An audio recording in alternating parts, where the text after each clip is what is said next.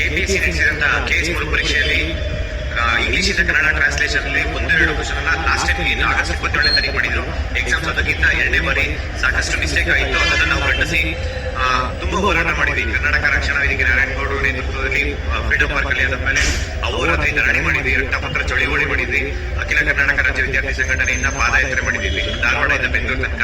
ಅದಷ್ಟು ಆದ್ಮೇಲೆ ಕೋರ್ಟ್ ವಿಚಾರಕ್ಕೂ ನಾವು ಅಖಿಲ ಕರ್ನಾಟಕ ರಾಜ್ಯ ವಿದ್ಯಾರ್ಥಿ ಸಂಘಟನೆಯಿಂದ ಕೋರ್ಟ್ ಮೆಟ್ಟಿದ್ದು ಏರಿದ್ವಿ. ಅದಾದ್ಮೇಲೆ ಸಾಕಷ್ಟು ಅಂದ್ರೆ ನೀವು ನೋಡಿರ್ಬೇಕು, ಕ್ಯಾಟು ಮತ್ತೆ ಕರ್ನಾಟಕ ಇನ್ಸ್ಟಿಟ್ಯೂಟ್ ಟ್ರಿಬ್ಯುನಲ್ ಮತ್ತೆ ಹೈಕೋರ್ಟ್ ಅಲ್ಲಿ ಸಾಕಷ್ಟು ಪಿಟಿಷನ್ ಬಂತು. ಅಂದ್ರೆ ಫಸ್ಟ್ ಪಿಟಿಷನ್ ನಮ್ಮ ಸಂಘಟನೆಯಿಂದ ತ್ರಿವೇಣಿ ಡಿಎಂ ಅವರಿಗೆ ಫಿಲಿಮ್ಸ್ ಇಂದ ಮೀನ್ಸ್ಗೆ ಅವಕಾಶ ಮಾಡಿಕೊಟ್ರು. ಅಂದ್ರೆ ಶರ್ಮಣಿ ಟಿ ಗೌಡ ಅವ್ರ ಮೇಡಮ್ ಇಂದ ಒಂದು ಪಿಟಿಷನ್, ಒಂದು ರೆಡ್ ಪಿಟಿಷನ್ ಒಬ್ಬರಿಗೆ ನ್ಯಾಯ ಸಿಕ್ಕಿತ್ತು. ಅಲ್ಲಿಂದ ಫಿಲಿಮ್ಸ್ ಇಂದ ಮೈನ್ಸ್ಗೆ ಡೈರೆಕ್ಟ್ ಅಲೋ ಮಾಡಿದ್ರು. ಅದಾದ್ಮೇಲೆ ಸಾಕಷ್ಟು ಅಂದ್ರೆ ನಿಮ್ಗೆ ಎಷ್ಟು ಪಿಟಿಷನ್ ಬಂತು, ಕ್ಯಾಟ್ ಇರ್ಬೋದು ಮತ್ತೆ ಹೈಕೋರ್ಟ್ ಇರ್ಬೋದು, ಎಲ್ಲರಿಗೂ ಮೈನ್ಸ್ಗೆ ಅವಕಾಶ ಮಾಡಿಕೊಟ್ಟಿದ್ದಾರೆ. Irrespective of language. ಅಂದ್ರೆ ನಾವು ಕೇಳ್ತಾ ಇರೋದು ಕನ್ನಡದವ್ರ ನ್ಯಾಯ ಆಗಿದೆ ಅಂತ ಹೇಳಿ. ಆದ್ರೆ ಇಂಗ್ಲಿಷ್ ಮೀಡಿಯಂ ಅವ್ರಿಗೂ ಇವತ್ತು ನಿನ್ನೆ ಮೊನ್ನೆ ಯಾರೇ ಪಿಟಿಷನ್ ಕೋರ್ಟ್ ಬಂದಿದ್ದಾರೆ ಸುಮಾರು 25 ಮೆಂಬರ್ಸ್, ನನಗೆ ಗೊತ್ತಿರೋ 25 ಜನ ಮೆಂಬರ್ಸ್ ಪ್ರೈವೇಟ್ ಅಂದ್ರೆ ಲಕ್ಷಾಂತರ ರೂಪಾಯಿ ದುಡ್ಡು ಖರ್ಚು ಮಾಡಿಕೊಂಡು ಅವರಿಗೆ ಮೀನ್ಸ್ ಅಲೋ ಮಾಡಿದ್ದಾರೆ. ಕೆಪಿಎಸ್ಸಿ ಮಾಡಿರೋ ಬ್ಲೆಂಡರ್ ಕನ್ನಡ ಮಾಧ್ಯಮದವರಿಗೆ. ಆದ್ರೆ ಇಲ್ಲಿ ಎಲ್ಲರಿಗೂ ಅಂದ್ರೆ ಕೋರ್ಟ್ಗೆ ಹೋಗಿದ್ದವ್ರಿಗೆ ಎಲ್ಲರಿಗೂ ನ್ಯಾಯ ಕೊಡ್ತಿದ್ದಾರೆ ಅಂತಂದ್ರೆ ಯಾರ ದುಡ್ಡಿದೆ ಅವರಷ್ಟೇ ಕೋರ್ಟ್ಗೆ ಹೋಗಕ್ಕಾಗುತ್ತೆ.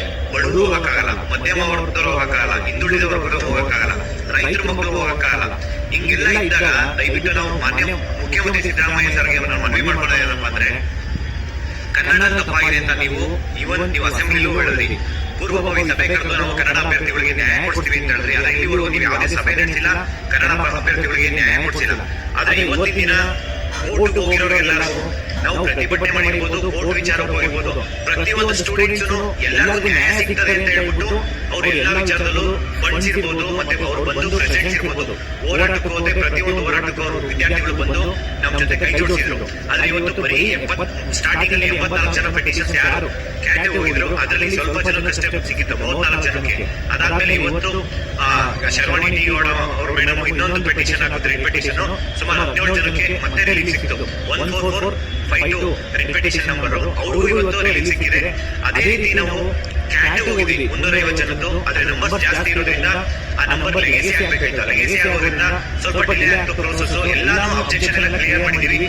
ಮೇ ಬಿ ಫ್ರೈಡೇ ನಮಗೆ ಒಂದು ರಿಪಿಟೇಷನ್ ಫೈಲ್ ಬರುತ್ತೆ, ಬೆಂಚಿ ಬರುತ್ತೆ, ನಾವೇ ಮೆಮೊ ಹಾಕೊಂಡು ಬರುತ್ತೆ. ಅದಾದ್ಮೇಲೆ ನಮ್ಮ ಜೊತೆಗೆ ಹೈಕೋರ್ಟ್ ಅಲ್ಲಿ ಏನಿತ್ತು ಇಷ್ಟೊಂದು ಪಿಟಿಷನ್ಸ್, ಯಾರೆಲ್ಲ ಪಿಟಿಷನ್ ಹೋಗಿದ್ರು ಲಕ್ಷಾಂತರ ರೂಪಾಯಿ ದುಡ್ಡು ಖರ್ಚು ಮಾಡಿದ್ದಾರೆ, ಅವರಿಗಷ್ಟೇ ಈ ಒಂದು ನ್ಯಾಯ ಸಿಕ್ಕಿದೆ ಅನ್ನೋ ಒಂದು ಭಾವನೆ ಇದೆ. ಯಾಕೆಂದ್ರೆ ಕೋರ್ಟಿಗಷ್ಟೇ ಅವರು ಕೋರ್ಟಿಗೆ ಹೋಗಬೇಕಂತಂದ್ರೆ ಒಬ್ಬ ಸೀನಿಯರ್ ಕೌನ್ಸಿಲರ್ ನಾವು ಇಡಬೇಕಾದ್ರೆ ಮಿನಿಮಮ್ 2-3 lakhs ಬೇಕು.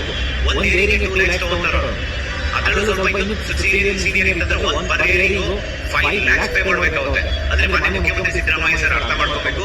ಇಲ್ಲಿ ದುಡ್ಡಿರೋದಾದ್ರೆ ನೀವು ಎಕ್ಸಾಮ್ ನಡೆಸೋದಾದ್ರೆ ದಯವಿಟ್ಟು ಈ ಒಂದು ಕೆಎಸ್ ಪರೀಕ್ಷೆ ಎಲ್ಲ ಯಾವ ಎಕ್ಸಾಮ್ಸ್ ಕರಿಬೇಡಿ, ದಯವಿಟ್ಟು ಟೆಂಡರ್ ಕೊಡಿ. ಯಾಕಂದ್ರೆ ಕೆಪಿಎಸ್ಸಿ ಇವತ್ತು ಯಾವ ಎಕ್ಸಾಮ್ಸ್ ಕೊಡಲೇಬೇಡಿ. ಒಂದು ಎಕ್ಸಾಮ್ಸ್ ಅನ್ನು ಕರೆಕ್ಟ್ ಮಾಡಿದ್ರೆ ಹೇಳ್ಬಿಡಿ. ಅವರು ಪ್ರತಿಯೊಂದು ಎಕ್ಸಾಮ್ಸ್ ಅಲ್ಲೂ ಭ್ರಷ್ಟಾಚಾರ, ಪ್ರತಿಯೊಂದು ಎಕ್ಸಾಮ್ ಪ್ರೊಸೀಜರ್ ಅಲ್ಲೂ ಅವರು ಲ್ಯಾಪ್ಸ್ ಆಗಿದ್ದಾರೆ. ಯಾವ exams fairness and transparency accountability ಅವರು ಯಾವ ಎಕ್ಸಾಮ್ಸ್ ಅಲ್ಲೂ ಕರೆಕ್ಟ್ ಮಾಡಿಲ್ಲ. ದಯವಿಟ್ಟು ಮಾನ್ಯ ಮುಖ್ಯಮಂತ್ರಿ ಸಿದ್ದರಾಮಯ್ಯ ಸರ್ ನೀವು ನಿಜವಾಗ್ಲೂ ಕನ್ನಡದವರೇ ಆಗಿದ್ರೆ ನೀವು ಕನ್ನಡ ಮಕ್ಕಳಿಗೆ ನ್ಯಾಯ ಕೊಡ್ಬೇಕಂತಂದ್ರೆ ಈ ಕೂಡಲೇ ಕನ್ನಡ ಅಭ್ಯರ್ಥಿಗಳಿಗೆ ಮೇ 3ನೇ ತಾರೀಕು ಮೈನ್ಸ್ ಎಕ್ಸಾಮ್ ನಡೆಸಿದ್ರೆ ಅದನ್ನ ಈ ಕೂಡಲೇ ಅದನ್ನ ಸ್ಟಾಪ್ ಮಾಡಿ ಅಟ್ಲೀಸ್ಟ್ ಕೋರ್ಟ್ ಅಲ್ಲಿ ಏನು ಫೈನಲ್ ಜಡ್ಜ್ಮೆಂಟ್ ಬರುತ್ತೆ ಅಲ್ಲಿ ತನಕಾದ್ರೂ ತಡೀರಿ. ಇವಾಗ ನೀವು ಬಂದವರೆಲ್ಲರಿಗೂ ನೀವು ಸುಮ್ಮನೆ ಸಿಲ್ಕವಲ್ಲಿ ಎಕ್ಸಾಮ್ ಬರ್ಸ್ಬಿಟ್ಟು ನೀವು ಅವರಿಗೆ ಹೋಗಿ ನೀವು ಅಲೋ ಮಾಡಿದಿರಾ, ಅವರು ಕೊನೆಗೂ ಅವ್ರನ್ನ ತಗೊಳ್ಳಲ್ಲ, ಫೈನಲಿಸ್ಟ್ ಅಲ್ಲಿ ತಗೊಳ್ಳಲ್ಲ. ಅದು ಗೊತ್ತಿರೋ ವಿಚಾರ. ನೀವು ಬೇಕು ಅಂತ ಸಿಲ್ಕವರಲ್ಲಿ ಇರ್ತೀರಾ, ಕೊನೆಗೆ ನೀವು ಎಕ್ಸ್ಪರ್ಟ್ ಕಮಿಟಿ ಕರೆಕ್ಟ್ ಆಗಿದೆ ಅಂತ ಹೇಳ್ತೀರಾ. ನೀವು ಇವತ್ತು ಅಲೋ ಮಾಡಿರ್ಬೋದು ಮೈನ್ಸ್ಗೆ, ಬಟ್ ಅದು ಫೈನಲಿಸ್ಟ್ ಅಲ್ಲಿ ಯಾರು ಇರಲ್ಲ. ನೀವು ಯಾರು ಬೇಕಾವರಿಗೆ ಕೆಪಿಎಸ್ಸಿ ಇರ್ಬೋದು ಮತ್ತೆ ಈ ಕಡೆ ಪೊಲಿಟಿಷಿಯನ್ಸ್ ಇರ್ಬೋದು, ಒಂದೊಂದು ಪೋಸ್ಟ್ 3-4-5 ಕೋಟಿ ಸೇಲ್ ಮಾಡ್ಕೊಂಡಿರ. ಯಾವ ಪೋಸ್ಟ್ ಇಲ್ಲ. ಯಾಕೆ ಕೆಪಿಎಸ್ಸಿ ಅವರು 3 ಲಕ್ಷ ಮೆಂಬರ್ಸ್ ಇವಾಗ ರಿಟೈರ್ಡ್ ಆಗ್ತಾ ಇದ್ದಾರೆ ಅಂತ ಹೇಳ್ಬಿಟ್ಟು ನೀವು ಆ ರಾತ್ರಲ್ಲಿ ಕೆಪಿಎಸ್ಸಿ ಅವರು ಇಷ್ಟು ಅರ್ಜೆನ್ಸಿ, ಬೇರೆ ಯಾವ ನೋಟಿಫಿಕೇಶನ್ ಅಲ್ಲಿ ಇಷ್ಟು ಅರ್ಜೆನ್ಸಿ ಇಲ್ಲ.